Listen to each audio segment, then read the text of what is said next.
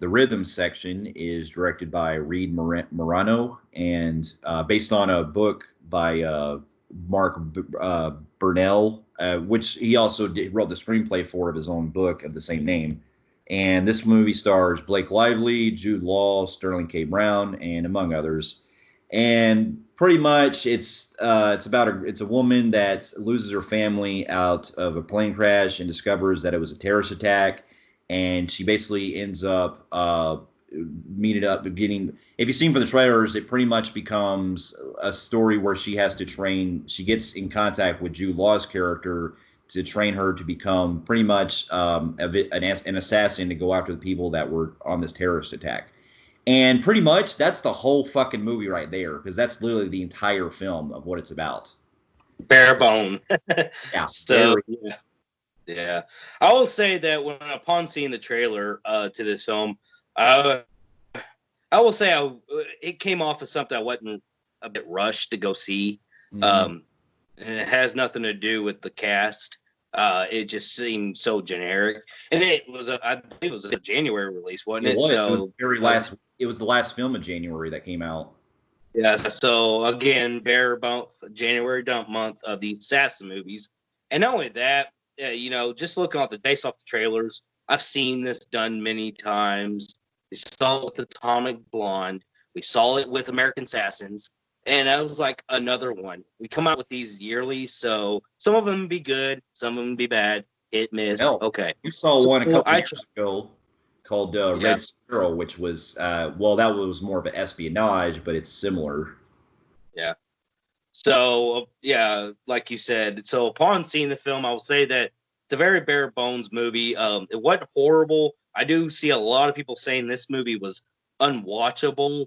I've seen a lot of F's and D's and 0 stars out of 5. I just found it to be average, okay. I probably will not watch this again. Yeah. This is a film to me that even from the trailers, it just seemed like it was something that was so just generic as hell. And it really just didn't really like pique my interest to the point where I would rush out to see it in theater. So this is another one that we missed.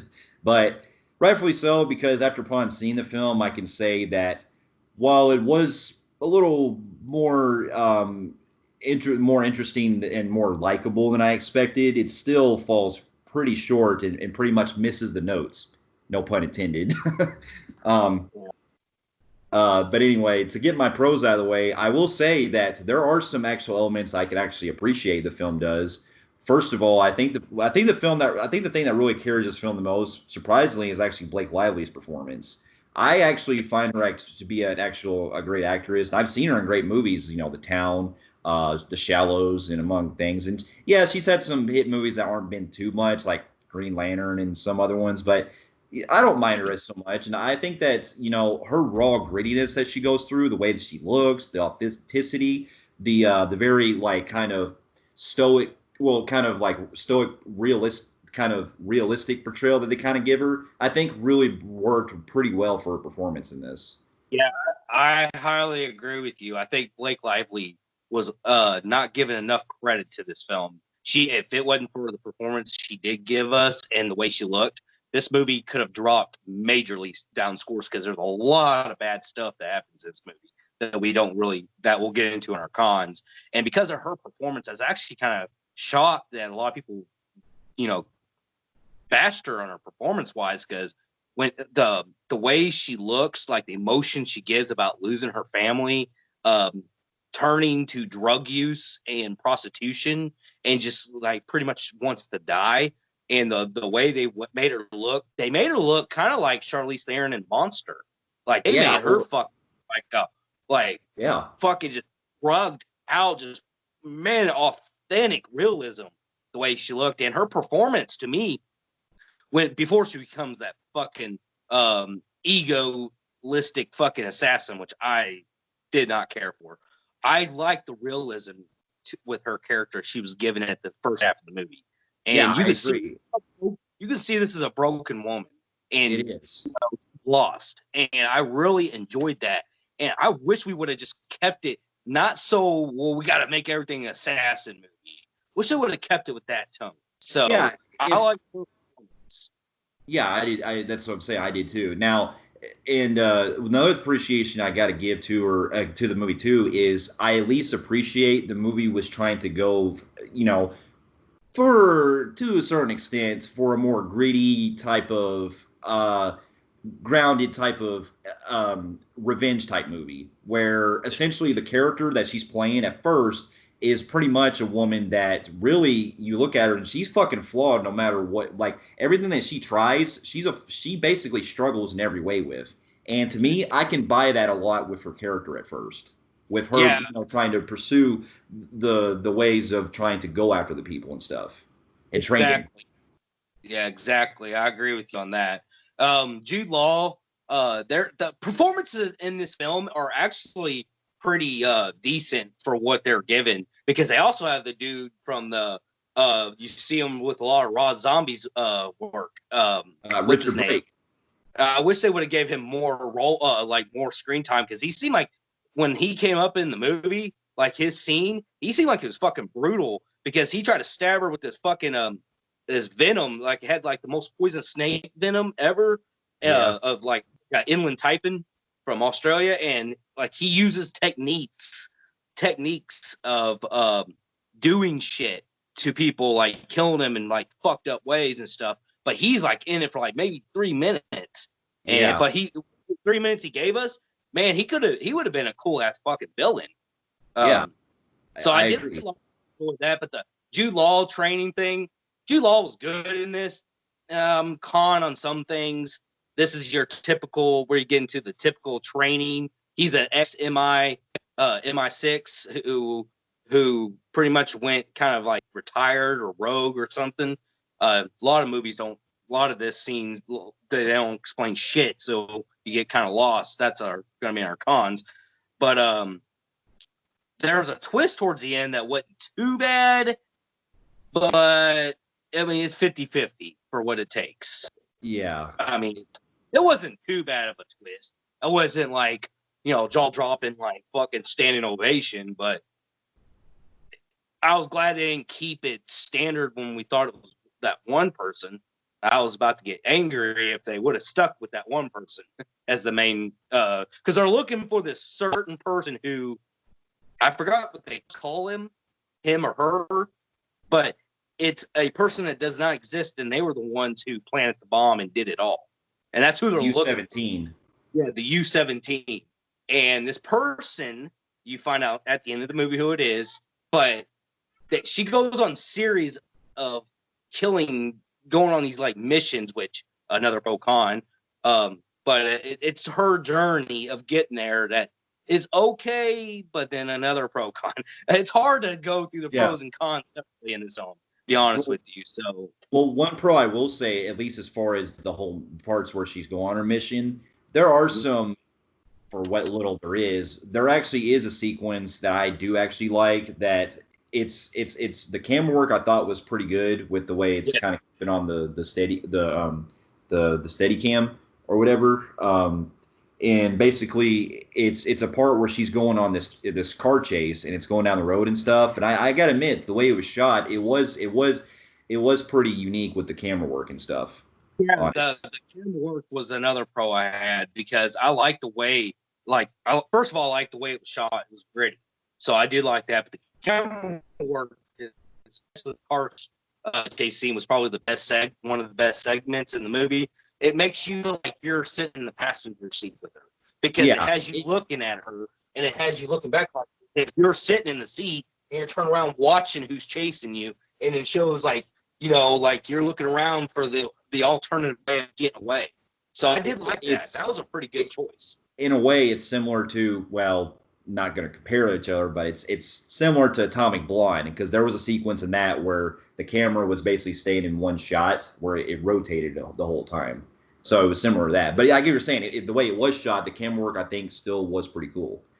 And Yeah. uh, and then also I gotta appreciate for the most part I liked Hans Zimmer's score. It gives you the intensefulness, but there are a couple of cues that he puts in there in some scenes that seem a little not like out of place, but they seem like they Yeah. don't go with the Yeah. scene, so to speak.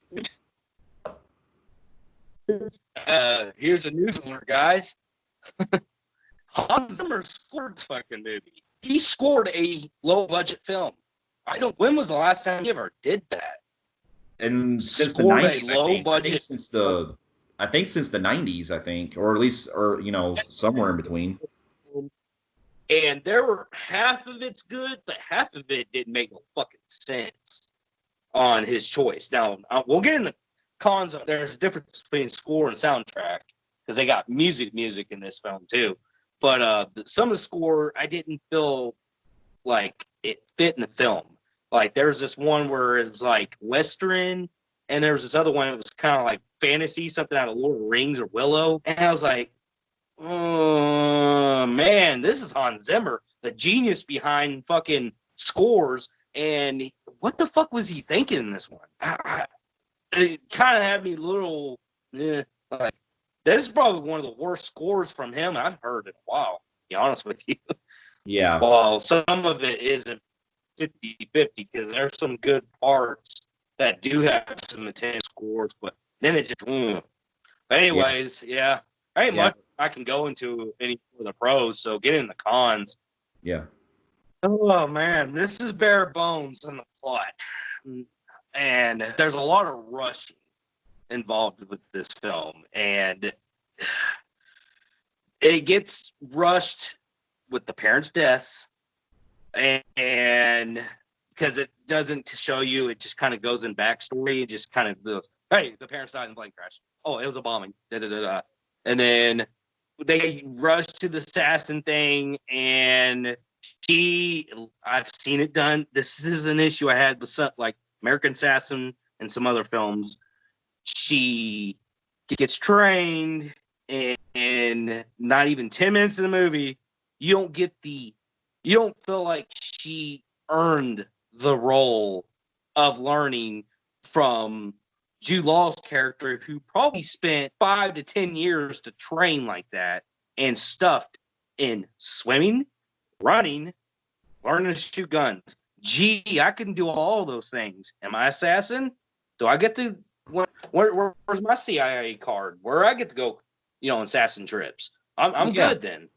Yeah, I find that the logic, there's a difference between realistic and longevity, and longevity is not what that would work in that situation, because come on, if you're gonna train and do a combat and stuff, it takes a lot of practice. For one, it takes years to actually get into a lot of those type of training for whatever the MI6 use and everything. But also, if you're just doing things outside the field and stuff, you still need experience. You need to put yourself down in those kind of situations. She basically takes the identity of an old MI6 agent or somebody that went rogue that died. And we'll get into that's another con where we don't get any explanation on a lot of these people showing up in this fucking movie. So anyways, so she's learning years of training, and she's basically equivalent to James Bond, not James Bond, more like Jason Bourne, Atomic Blonde and Jason Bourne in fucking 10 minutes. I'm sorry, there's no fucking way. She shows no fault. Well, she kind of does in one scene, but other than that, she becomes like this genius. Well, and that's where it kind of go with. She goes kind of egoistic with her character, where she's like almighty badass. I'm sorry, you should not have done that because really killed my character. That's also a problem with me on a writing standpoint, because this is the problem I have. It's like I love she really brings so much to her performance in this, but her character, the way she's written and the way that she's going through this whole journey of trying to become an assassin, it's very inconsistent. Because for one, like for example, on one of her second missions he goes to, I believe, there's a part where she's contemplating whether or not to pretty much try to kill someone. And then essentially she just gives up, and then this person ends up leaving, and then she basically becomes responsible for other people, including him. And it's like, do you think you should have done that? I will say that I get what you're saying on that part, because again, this is a revenge story, and she wants to kill, literally kill these people. That was kind of weird that the guy was kind of involved financially, I think it was, or he wasn't involved or something. It was like no, it wasn't involved really. What it was hard to spoil, but it's your atypical ending where the ones closest to her is the possible main villain behind all of this mastermind. Yeah. And the person had an issue with that person and used this person for advantage of doing a debt for that person. So this movie takes time out on its original plot to go kill off some motherfucking people because of somebody else's ego, which we don't get no backstory on any of this. It's just abruptly brought up. Who is this? Who's that? Yeah, and that's the other thing too. One of the things I don't like a lot about with these type of, I mean, it's common to have dialogue to really explain how the plot's going and stuff, to kind of reason things out. But almost literally, almost every scene where they're having to talk about their targets and stuff or their actual next going thing, it is constantly exposition after another from scene to scene. It's like, well, you guys just please give us fucking backstory or something, or actually do something to flow it in a more natural way. Don't this feel like this movie's structure was also very episodic, where it was like somebody, and then she's on downtime, killed somebody, downtime. Hey, go to Madrid. Hey, go to Morocco. Hey, go to France. Go to New York. And it's just like very episodic. It was constantly repeat. In a way, it's basically the poor man's well, I don't know, because I've only played this game once. There's a game that I play called Alpha Protocol that's similar in that structure, where you go to your targets and then you have downtime, and then you go to your targets and then you have downtime. That's how this is done. But so they're really on the same level, so to speak. Well, video game can get away with that. It's a video game, not a movie. A movie has to have structure. This movie's feels like it's edited. They just did key scenes and didn't do any connection scenes. Yeah. So it's like. And also, what was up with the weird editing where it shows like where the problem with trying to build suspense is that you have a scene where it's basically her planning stuff ahead, and then we see basically that scene following in the next, like, while this is happening. I'm like, the movie's basically spoiling itself on letting us know what's going on with the fucking killing. Like, they did a reverse fucking their dude. Like, he's basically saying that in some scenes. And it doesn't happen a lot, so it becomes weird that they did it in like a couple scenes where they would show us the ending of what happened in that scene of killing that person first while she's getting prepared to kill that person. And it was like... Now, if you were told her she's narrating or something, or maybe she's... Because that works if you're narrating the whole plot. If there's no narration, or if you don't have any build-up to that, that's basically confusing there. That's the only way I could buy that if there was narration going on. Exactly. And another complaint I had was I already bitched a little bit about choices of Hans Zimmer's score. Now let's get into the choices of music. Yeah. Okay, this is a dark, gritty atmosphere. What the fuck is Quentin Tarantino level upbeat type of Once Upon a Time in Hollywood music doing in this fucking movie? It does not fit. The soundtrack music chosen for this movie, all of them makes absolutely no sense in this atmosphere. And the places that they're put in also make it more cringier. Like, there's a part where they got this kind of like, it's from Quentin Tarantino's Once Upon a Time in Hollywood. It was a song from there. And they play while she's doing some shit. And then I swear to God, and I don't know who it was, it sounded like Elvis Presley. But every time they started on a new mission, there was this upbeat music playing. And there also another part was when she was training with Jude Law. They seemed like the tone was trying to go a little different for a split second and kind of have kind of, funny quips. And they weren't funny. Well, that's the thing, is that the tone does not fit with this. Yeah, the tone does not fit, because if you're going to go for a more dark, gritty atmosphere, it's okay if you want to throw in some maybe dark humor or something that actually blends in with the actual scene. But when you're putting in shit like this, that seems like it would be out of a James Bond movie or a fucking movie that's not even really a espionage film. That does not. That's like me doing a slasher film and then doing a fucking I don't know, putting in a comedy with like Chevy Chase or something. It's like, why would I It's put that more in? like you doing a slasher movie and putting Clarence Clearwater. Yeah, it's like, And just and not only that, there's this one scene that was real cringy. How they did their scores. The first one, not the score, the music, and the music was real fucking loud when she's taking pictures of like all the things she wants to keep, so she can go look for, have the evidence to go look for the killer. And they're playing this loud music, and then it goes to this next scene where she's going to purchase, I think, a weapon and so on and so forth. And you can hear like somebody turned the music down. You can still hear it playing. It's almost like it's self-aware that the music is in the background outside.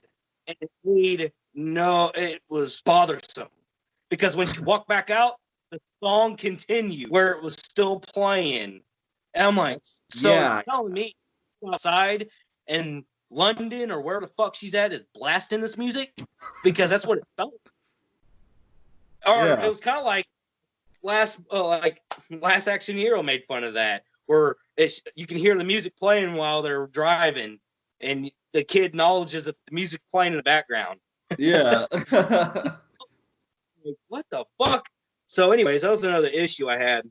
My biggest thing, issue the most is, mm, while I do give the movie credit for trying to be, a gritty type of revenge type movie, it's very poorly written.